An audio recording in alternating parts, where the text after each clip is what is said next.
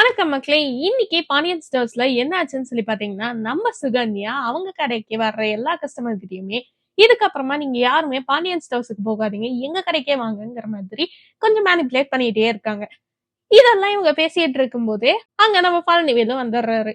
ரோட்ல பாண்டியன் ஸ்டோர்ஸ்க்கு போற ஆட்கள கூட நம்ம சுகன்யா இவங்க கடைக்காக கூப்பிட்டு, நான் ஆஃபர் வச்சிருக்கேன். நீங்க இது வாங்குனா இது ஃப்ரீயா தரேன்.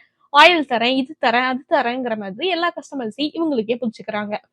பாண்டியன் ஸ்டோர்ஸ் ஸ்டாக் வாங்குற அதே இடத்துல தான் நாங்களும் ஸ்டாக்ஸ் வாங்குறோம் அப்படிங்கிற மாதிரிலாம் சொல்லி எங்களோட பொருளும் சுத்தமானதுதான். நீங்க இங்கேயே வந்து வாங்கிக்கலாம், கம்மி பிரைஸ்ல வாங்கிக்கலாங்கிற மாதிரி அவங்க ஒரு பப்ளிசிட்டி பண்ணிட்டு இருக்காங்க. இத பார்த்த பழனிவேலுக்கு என்ன பண்றதுனே தெரியல. பயங்கர கோவமாயிட்டாரு. சுகன்யா கிட்ட கட் அண்ட் ரைட் சொல்லிட்டாரு. இதுக்கப்புறமா உன் வாயில பாண்டியன்ங்கிற வார்த்தையே வரக்கூடாது. பாண்டியன் ஸ்டோர்ஸுக்கும் உனக்கும் சம்மந்தம் இல்லை. இனிமே இந்த மாதிரி பண்ணாதுன்னு சொல்லிட்டாரு. அதுக்கு நம்ம குமரவேலு இப்படிலாம் பண்ணிட்டு இருந்தா அப்புறம் எப்படி நம்ம பொழப்பு நடத்துறது அப்படின்னு சொல்லி கேட்க, இதெல்லாம் இல்லாம எவ்வளவு வரவு செலவுன்னு ஆகுதோ அது மட்டும் எனக்கு போதும். இந்த மாதிரிதான் எனக்கு வந்து வரவு வரணுங்கிற மாதிரி அவசியம் இல்லைங்கிறது நம்ம பழனிவேலு ஸ்ட்ரிக்டா சொல்லிட்டாருங்க. இன்னொரு பக்கம் பார்த்தா நம்ம செந்திலும் மீனாவும் வீட்டுக்கு வராங்க. ஆபீஸ் முடிச்சுட்டு வீட்டுக்கு வரும்போது பயங்கர டயர்டா வராங்க. கையில ஒரு பையோட வராங்க. எல்லா ஜாமானமும் வாங்கிட்டு வராங்க. அந்த ஜாமானத்தை லிஸ்ட் எடுத்து நம்ம செந்தில் பார்க்கும்போது அதுல வந்து அவனுக்கு பயங்கரமா செலவாயிருக்குங்கிறது தெரிய வருதுங்க. அதுல நைட்டு உப்புமா செய்யறதுக்காக 300 ரூபாய் செலவா அப்படிங்கிற மாதிரி எல்லாம் யோசிச்சுட்டு இருக்கான். சரி நீ போய் டீ போடு மீனா அப்படின்னு சொல்ல நம்ம மீனா டீ போட போனவே அப்படியே அவளுக்கு ஒரு வேலை வந்துச்சுன்னு சொல்லி அவ போன்லயே அந்த வேலையை பார்த்துட்டு இருக்காங்க. ஒரு பக்கம் நம்ம செந்தில் டீ வரும்னு சொல்லிட்டு காலகாலமா வெயிட் பண்ணிட்டு இருக்காரு.